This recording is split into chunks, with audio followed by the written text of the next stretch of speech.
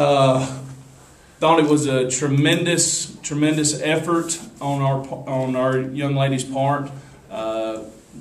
Limited bench. On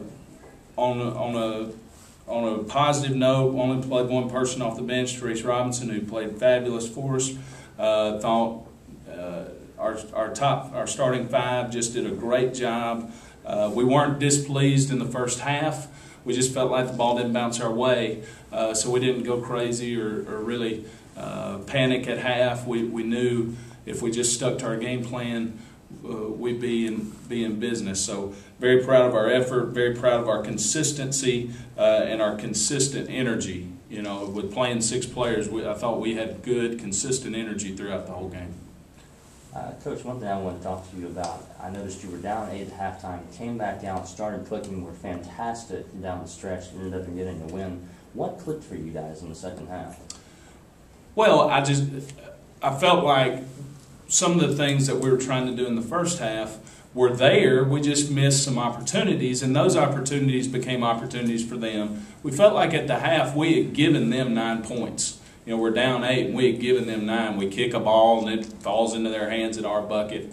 Allie outlets the ball right to them. Machar does the same thing in the backcourt. Plays that we don't characteristically make. So we knew if we just cut that stuff out, we'd be in good shape and execute our game plan to spread the floor, attack the basket, and let Shar and China and Courtney play in the middle of the floor and keep Allie and Linda spotted up in the corners.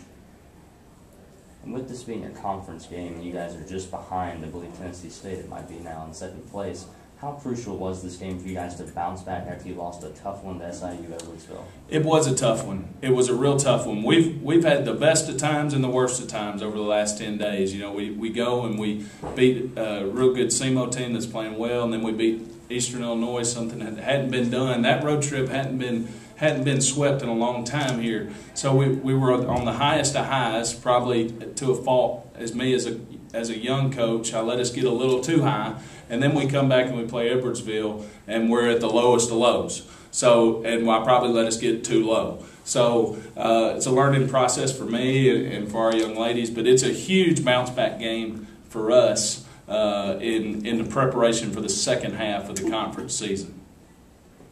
Coach, if you can forgive my ignorance, can you explain to me a little bit why the bench is so short?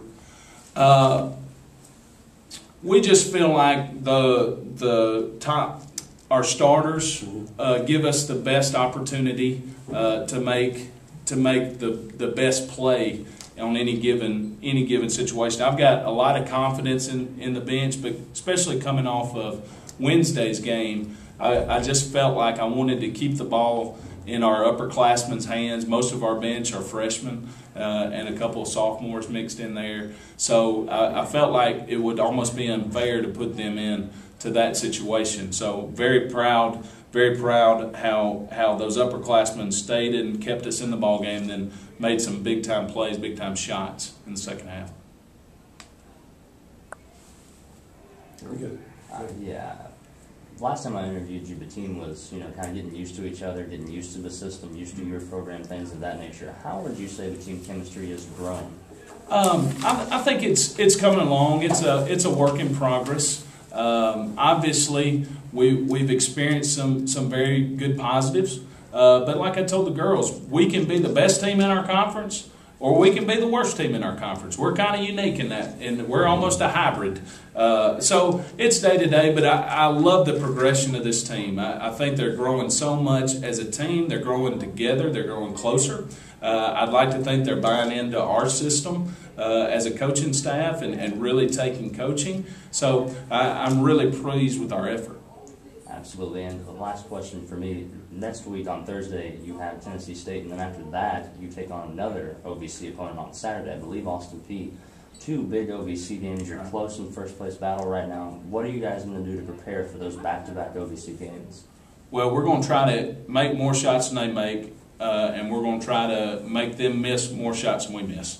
I got an email from a great friend and mentor right before the game, and all it said was 3 words: sound, simple, smart. It's all it said. It didn't have a signature, didn't have anything. It's sound, simple, smart.